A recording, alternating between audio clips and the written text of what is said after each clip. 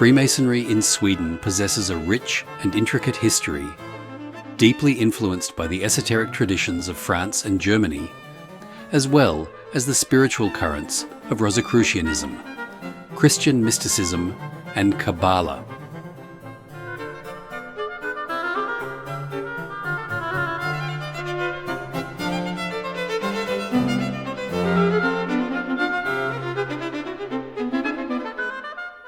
Unlike many other Masonic systems, the Swedish Rite has evolved into a highly structured and distinctly Christian tradition, shaped by noble patronage and royal oversight.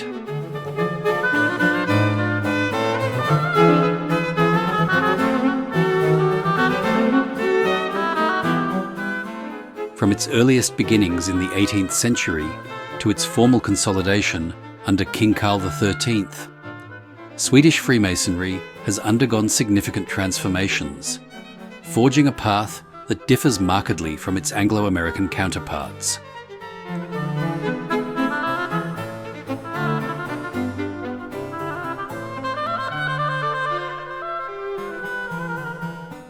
This account explores the origins, evolution, and structure of the Swedish Rite, shedding light on the historical forces that have defined its unique character.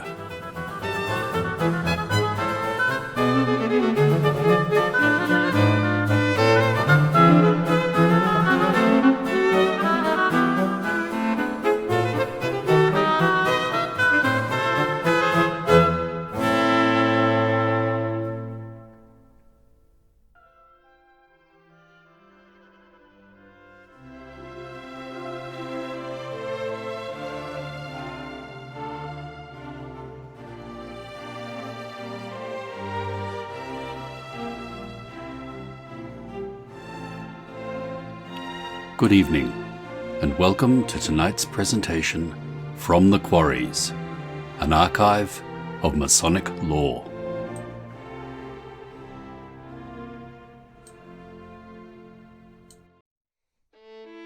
Freemasonry in Sweden, and the Swedish Rite as a whole, possesses a complex and multifaceted history, with influences from France, Germany, Rosicrucianism, Christian mysticism, and Kabbalah. Tracing the exact development of the Rite and its distinctive practices is no simple task. The introduction of Freemasonry into Sweden is attributed to Count Axel Redespar. Having spent time in France, he was initiated, passed, and raised as a Mason, most likely within a Jacobite lodge. This early connection to France is of particular significance. Upon his return, he established the first Masonic lodge on Swedish soil on March 17, 1735. This lodge was situated in Stockholm, housed within Stenbockska palatset, a name that translates literally as the Palace of the Ibex, though in English it is more appropriately rendered as the Stenbockian Palace. The name does not, in fact, refer to an actual ibex, but rather derives from the Swedish words sten, stone, and bock, goat, which together form the noble surname Stenbock. However, that is merely a linguistic aside. This first Swedish lodge was named Grev Vredesparas Lodge, in English the Lodge of Count Redspara, and initially worked within the St. John's degrees. The lodge was supported by other Swedish nobles who had received their degrees abroad, likely in France, though precise details remain uncertain. At this early stage, France held jurisdiction over Masonic activity in Sweden, as there was not yet an independent Grand Lodge. This arrangement was reflective of the era's broader historical and Masonic context, facilitated largely by the Swedish nobleman Carl Fredrik Schäffer. Holding the Swedish title Friherre, equivalent to Baron in English, Schäffer obtained the authority to establish lodges internationally under the governance of the French Grand Lodge. During this period, Swedish Freemasons primarily conversed in French, which functioned as the lingua franca of European nobility. It was an era of transformation in Swedish Masonry, as it evolved from an undefined system into a more structured organization. This shift was largely influenced by King Adolf Fredrik of Sweden, who, recognizing Freemasonry as a noble art, sought direct involvement. He assumed the role of High Protector of Swedish Freemasonry, with Carl Friedrich Scheffer serving as Grand Master. However, it is important to note that this was prior to the formal establishment of the Swedish Rite.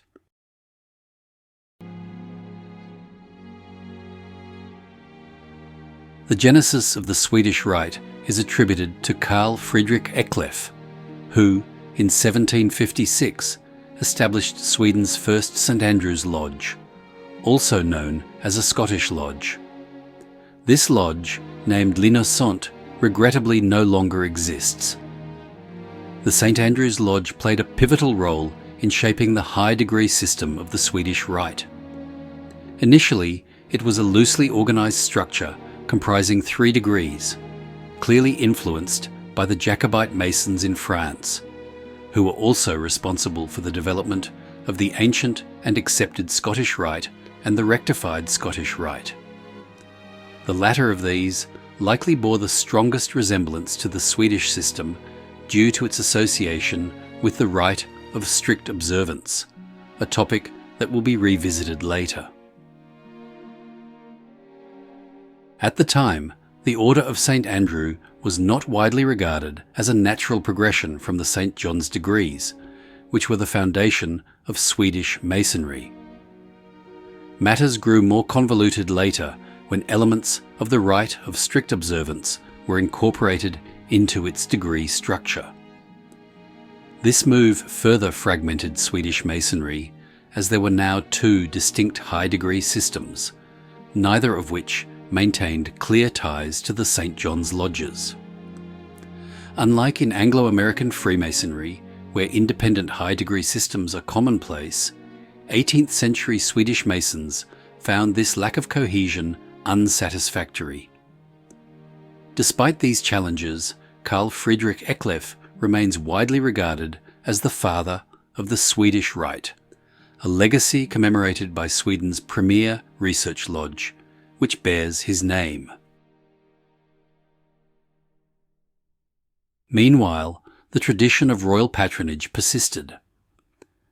A critical turning point came when the 3 Swedish princes, Karl, Frederick Adolf, and Gustav, were initiated into Freemasonry. 2 of these princes would later ascend to the throne as King Gustav III and King Karl XIII. The latter devoted much of his life to the reformation of Swedish Freemasonry, unifying its disparate systems into a single, cohesive order. He succeeded Carl Friedrich Scheffer as Grand Master of Sweden and began the process of merging the various Masonic bodies into a unified structure, recognizing that the disadvantages of fragmentation outweighed any perceived benefits. This marked the beginning of a new era in Swedish Freemasonry.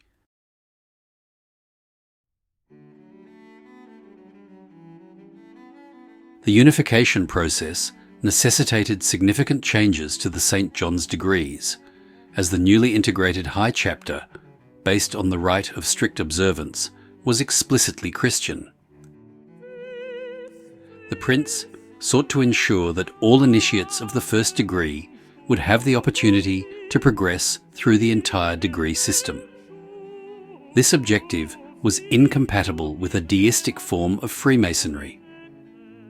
Consequently, the early degrees of Swedish Masonry were Christianized to align with the later degrees of the Rite. This adaptation was not controversial at the time, as Sweden was a Lutheran state, where membership in the Church of Sweden was compulsory until the 18th century, year 2000.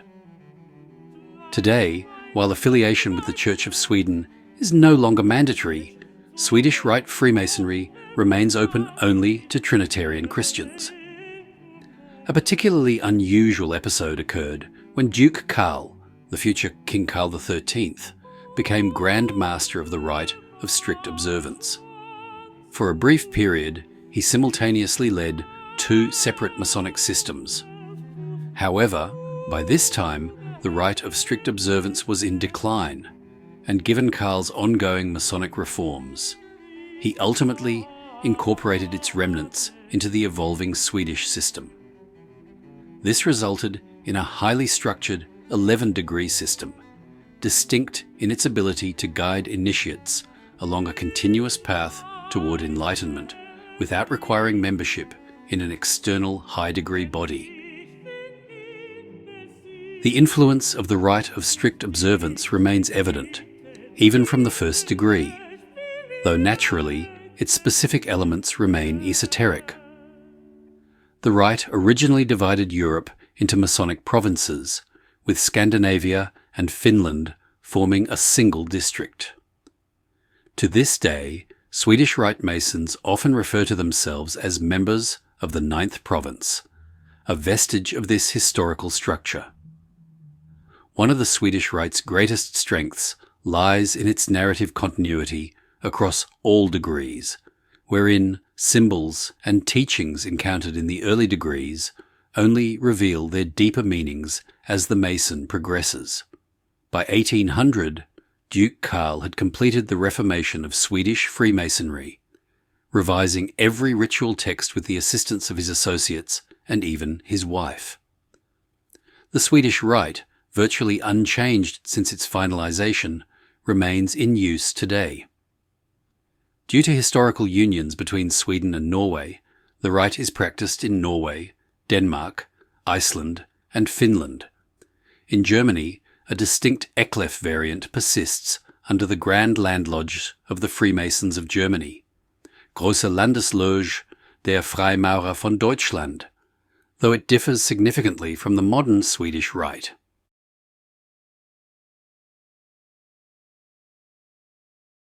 A defining characteristic of the Swedish Rite is its continuous progression beyond the 3rd degree. Unlike in most Masonic traditions, being raised is not the ultimate goal. Instead, the system is designed to guide every brother toward the 10th degree, with the 11th degree serving a role analogous to the 33rd degree of the ancient and accepted Scottish Rite, reserved for an elite few. Among Sweden's 15,000 Freemasons, fewer than 100 hold this distinction at any one time, an exclusive honor indeed.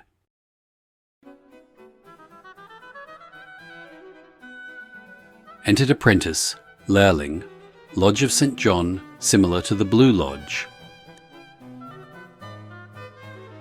Fellow craft, Medbroder, Lodge of St. John, similar to the Blue Lodge. Master Mason, Mastara, Lodge of St. John, similar to the Blue Lodge. Very worshipful apprentice and Fellow of St. Andrew, Lärlinger Medbroder, 4th and 5th double degree, Lodge of St. Andrew, similar to the Scottish Rite. Illustrious Scottish Master of St. Andrew, Mestere Sex, Lodge of St. Andrew, similar to the Scottish Rite. Very illustrious brother, Knight of the East, Riddare of Öster, 7th, chapter, part of the old strict observance. Most illustrious brother, Knight of the West, Riddare of Vesta, Vacates, chapter, part of the old strict observance. Enlightened brother of St. John's Lodge, Vertrogenbroder of Johanneslogen, 9, chapter, part of the old strict observance.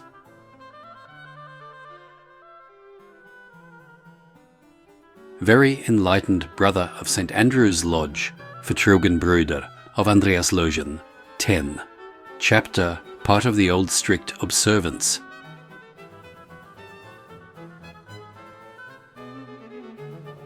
Most enlightened brother, Knight and Commander of the Red Cross, RNK, Riddare och Kommendör med Röda Korset, Grand Lodge of Sweden, reserved for Grand Lodge officers and provincial masters.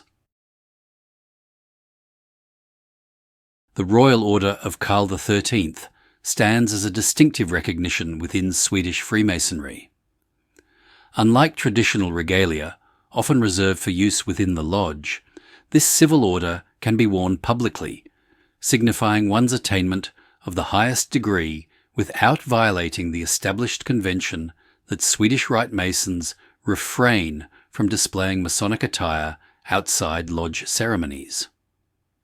Conferred at the discretion of the King, the order is exclusively bestowed upon Masons who have attained the 11th degree of the Swedish Rite.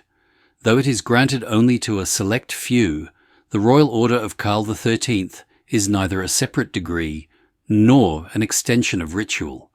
It is, above all, a profound honour, reflecting the pinnacle of Masonic commitment within this tradition.